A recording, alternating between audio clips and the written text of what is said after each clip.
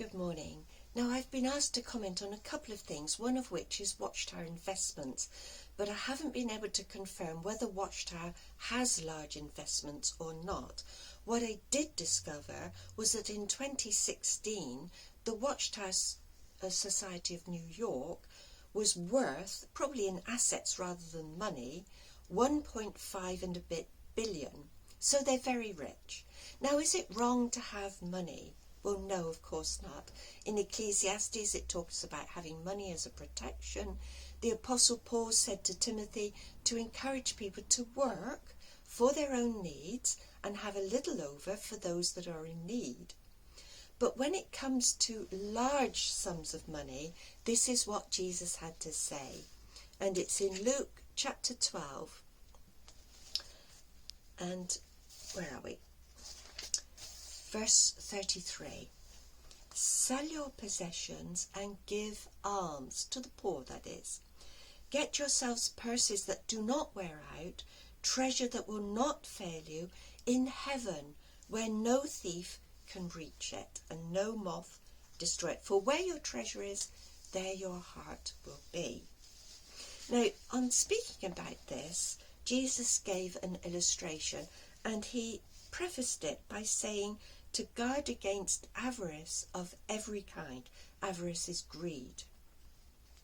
He said there was once a rich man who, having had a good harvest, thought to himself, "What am I to do?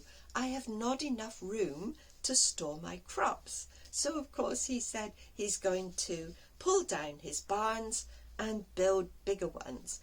And then he has plenty of things and he can sit and relax for the rest of his life. But as Jesus said, a man's life is not made secure by what he owns. Money can't stop us getting sick. It can't stop us dying. So what do we do about money? Well, Jesus said, sell the luxuries, obviously not your day-to-day needs. You need a roof over your head, you need some clothes and so on. But if you have immense luxuries, then you might be able to find something better to do with it. Now, if we go to chapter 14 of Luke, Jesus said here, "Indeed, which of you here," in verse 28, "intending to build a tower," or in Watchtower's case, intending to build a huge complex for video production, would not first sit down and work out the cost to see if he has enough to complete it? Well, now Watchtower has done this, and they've realised they don't have enough money to complete it. So what they've done is they've come up with some extremely creative accounting, and they've said to themselves, "Oh, we own all these kingdom halls." Well, now legally they probably do. Morally, I'm not so sure, because the local congregations put a lot of work and money into those kingdom halls. So they've grabbed these kingdom halls, sold them for this project. Now, there are other things that come into play here.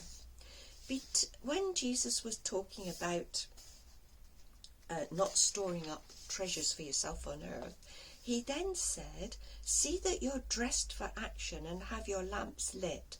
Be like men waiting for their master to return from the wedding feast, ready to open the door as soon as he comes and knocks."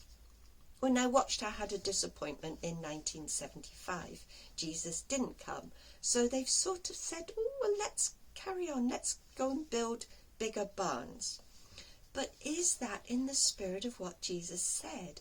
They already have probably excellent video equipment. I don't watch Watchtower's videos because I get traumatized by them. But it seems that they're producing very good videos as they are. Do they need bigger barns? Are they looking at the world situation? There are earthquakes, volcanoes, epidemics, there's cholera outbreaks, there's the winter weather, there's climate change, the sea is rising. How long can this planet go on before the kingdom comes to stop us destroying it? Not for long, I don't think. So Watchtower, are you really keeping in mind that the end is coming and you've got a project to end in 2026? Will you ever use it? I don't think so, but that's just my opinion. However, there is something here in Luke chapter 12 and a bit earlier in verses 4 to 7 where Jesus says comfortingly, "Can you not buy 5 sparrows for 2 pennies? Yet not one is forgotten in God's sight. Why, every hair on your head has been counted. There's no need to be afraid. You are worth more than hundreds of sparrows." So if we find ourselves without money, then don't worry, because our dear Father, we might suffer for a little while, but he will help us out. We won't ever get riches from our God because we don't need them, and they create greed and unhappiness. But trust in God, our treasure in heaven, and he will look after us and answer our prayers. Thank you so much for watching, and God bless you all.